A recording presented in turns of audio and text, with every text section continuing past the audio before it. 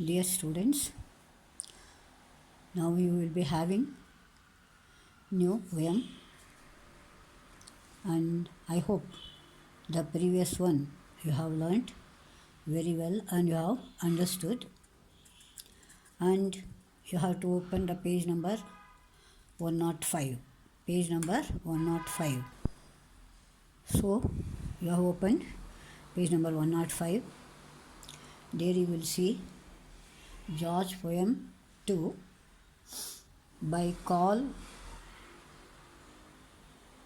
Wendell Hines Jr. Carl Wendell Hines Jr. Before I start the poem, let's see what you get in your introduction. Now this is Ancient Mariner in college poem. Remember, in the glossary they give you for Ancient Mariner reference to the poem Rim of the Ancient Mariner by Samuel Coleridge, in which a seaman shoots an albatross, a bird of good omen, and suffers supernatural punishment. That's the thing. So here he suffers something from racial discrimination. So that's why he refers here to Ancient Mariner. Now, look at his appearance, his pathetic figure.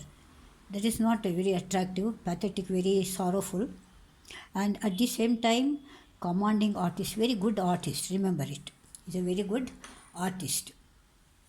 Underline a good artist, and he has the power in him to make people listen to him.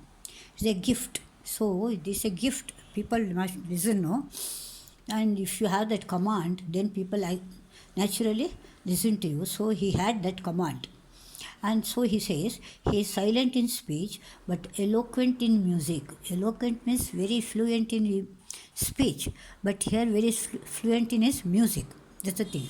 Remember the words, those words, very, very, very important words, and also very useful in your day-to-day usage. Now, let's go on to move on to the poem.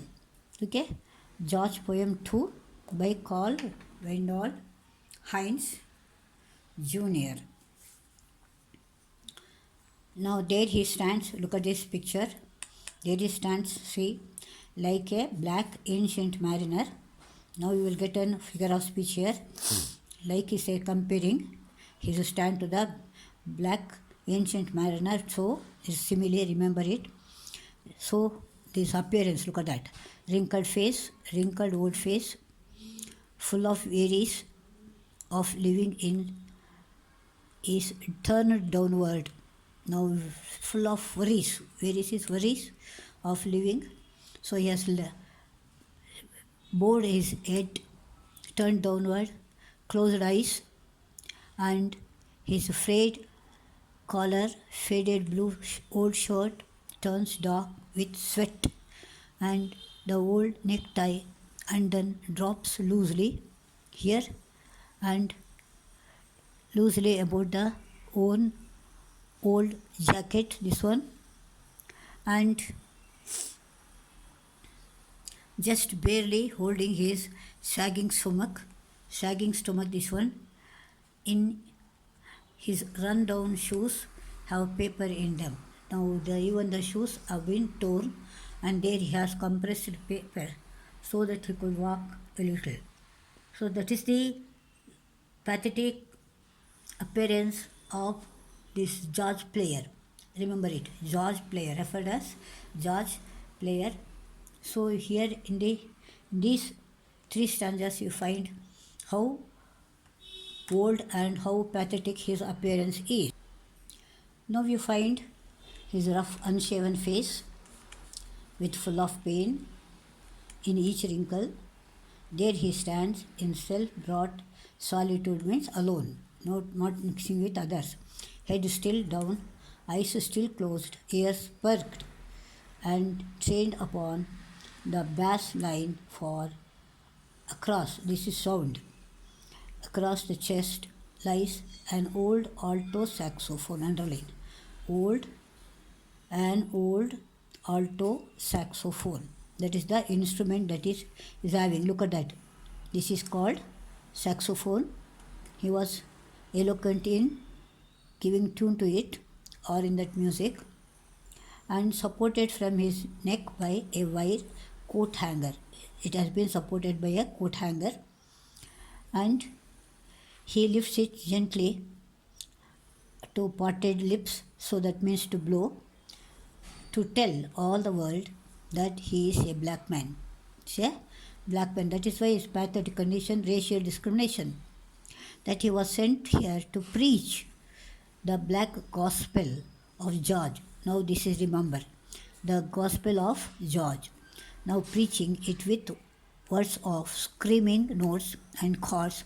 He is no longer a man, no, not even a black man. When he begins to blow saxophone, he forgets himself that he is a black man, and he thinks he has come sent by God to preach. What does he preach? All are equal in the eyes of God. Remember that. All are equal in the eyes of God.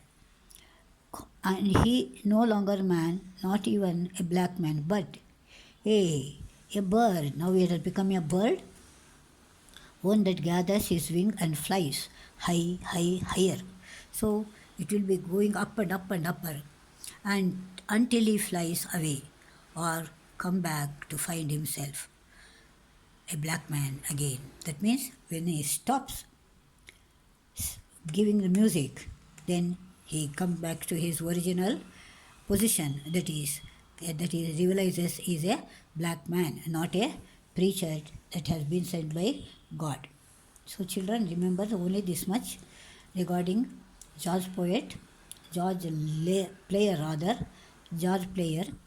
and here is pathetic condition, but is eloquent music. Remember it, eloquent music, which gives the gospel, black gospel. Remember it. There's a religious music of song sung very loudly. Remember, gospel. Down you have got in your glossary. All the words are there. Children, remember them, and then make your own small stories, and you have to present them in your mobile. You are not at all allowing that one. I don't know what is the problem with you. Start doing it. It gives you eloquency. Remember, you want to be very fluent in English, you should start writing whatever I say. If you don't do that, then you have to blame yourself. So children, see that you frame your own stories using the glossary, and read the poem twice or thrice.